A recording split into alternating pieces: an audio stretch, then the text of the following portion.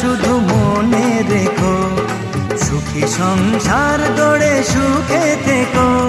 এই ঘর দুয়ার সব শূন্য করে যেতে হবে তোমাকে স্বামীর ঘরে।